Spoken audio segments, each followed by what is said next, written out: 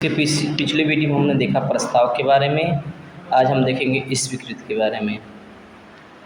तो संविदा निर्माण के लिए प्रस्ताव के बाद स्वीकृति कितना आवश्यक है उसके बारे में हम देखेंगे। तो इसके बारे में एक विधिशास्त्री हैं जिनका नाम है एंसन्स है, जो एक विधिशास्त्री हैं। उसने कहा है कि स्वीकृति का प्रस्ताव के साथ वही संबंध है जो जलती हुई मोमबत्ती के बारूद की गाड़ी के साथ है।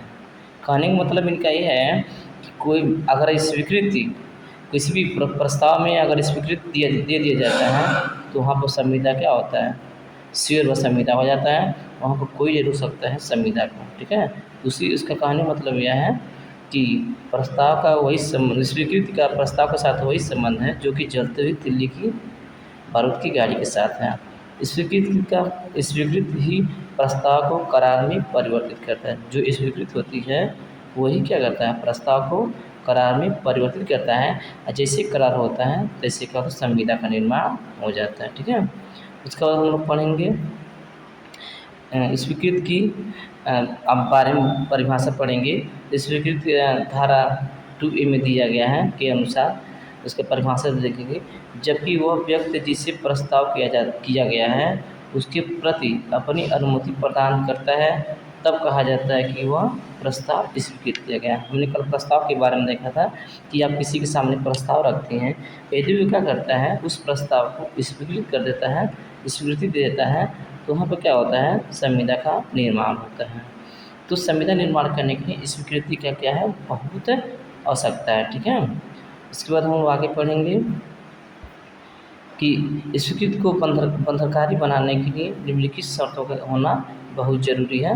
तो हम देखेंगे, अब पहला शर्त देखेंगे, स्वीकृति को संसूचित किया जाना बहुत ज़्यादा ज़रूरी है। संसूचित मतलब क्या होता है, किसी से स्वीकृति कर रहे हैं तो उसको सूचना देना बहुत ज़रूरी है। किसी के सामने अगर प्रस्ताव रखना है उसको स्वीकृत करने के लिए उसको संसूचित करना बहुत ज़रूरी है। संसूचित मतलब उसे कहते हैं उसको आपको सूचना देना बहुत ज़रूरी है, आवश्यक है।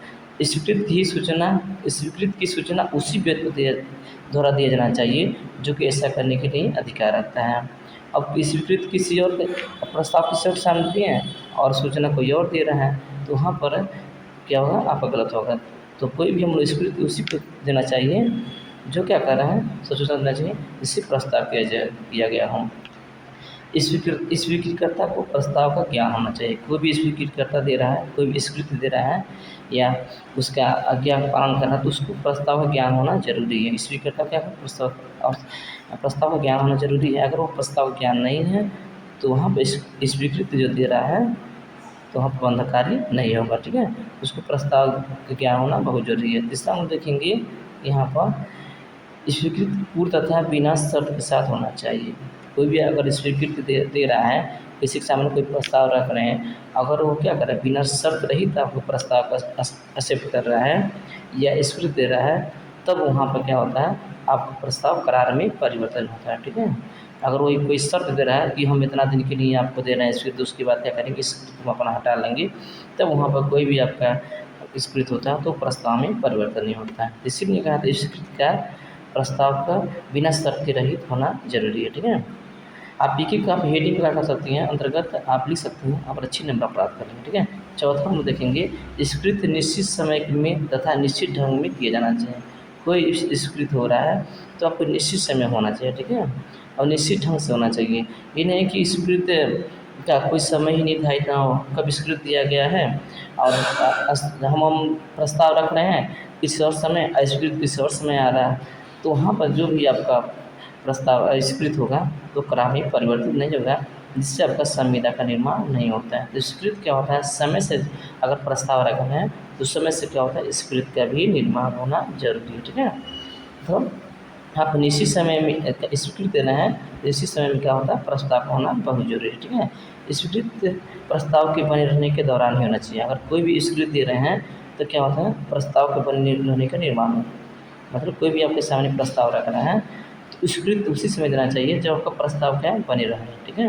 अगर प्रस्ताव आप किसी और समय दिए हैं, स्वीकृति आप किसी और समय दे रहे हैं, ठीक है, तो वहाँ पर जो आपका करार होगा उस संविदा का निर्माण नहीं करेगा, ठीक है। तो स्वीकृति उसी समय आप देना चाहिए जब क्या हो, प्रस्ताव का वैलिड रहा है, ठीक है, तभी आपका स्वीकृति आपका मान्य होगा, ठीक है। उसको हम देखेंगे कुछ इसके बाद देखेंगे। पहला आपका बात भगवती प्रसाद पवन कुमार बनाम भारत संघ, ठीक है। आपका ये आई 2006 में बात था। इसमें आपका अपीलार्थी क्या कह रहा है, इसमें में अपीलार्थी ने रेलवे से एक प्रस्ताव इस शर्त के साथ किया कि प्रस्ताव का स्वीकृति योग्य न होने पर चेक को तुरंत वापस कर दिया जाएगा। मतलब अपीलार्थी क्या किया, रेलवे से एक प्रस्ताव रखा कि अगर वो क्या करें प्रस्ताव की स्वीकृति नहीं करते हैं तुरंत क्या करें चेक वापस कर देगा, अन्यथा यह माना जाएगा अपीलार्थी ने उसके प्रस्ताव को अंतिम संतुष्टि को स्वीकार कर लिया।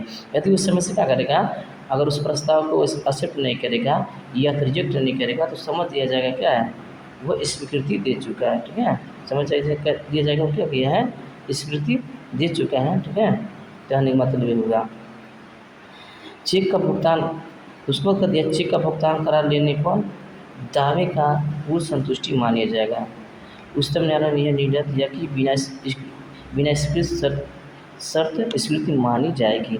और सीधे से कहने का मतलब हुआ अगर आप इस प्रस्ताव किसी सामने रख रहे हैं, अगर वो समय से क्या कर रहा है उस प्रस्ताव को स्वीकृत नहीं कर रहा है तो क्या होता है वहाँ पर करार का निर्माण नहीं होता है, और जब करार का निर्माण नहीं होगा तो वहाँ पर कोई संविदा नहीं होता, ठीक है।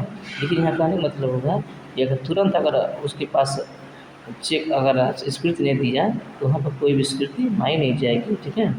या भगवती प्रसाद पवन कुमार बनाम भारत संघ में देखें जो क्या एक बात था जिस स्वीकृति के बारे में पूरे अच्छे तरीके से क्या किया है।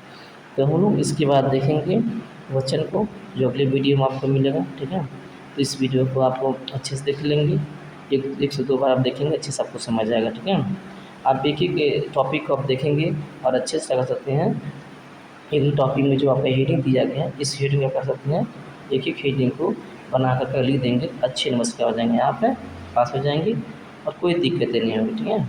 एक एक टॉपिक अगर आप कवर कर लीजिएगा, ठीक है, और ध्यान से चलिए, ठीक है। वीडियो देखने के लिए थैंक यू, और हमारे सोशल मीडिया को भी फॉलो कर लीजिए वीडियो को, और चैनल को सब्सक्राइब कर लीजिए।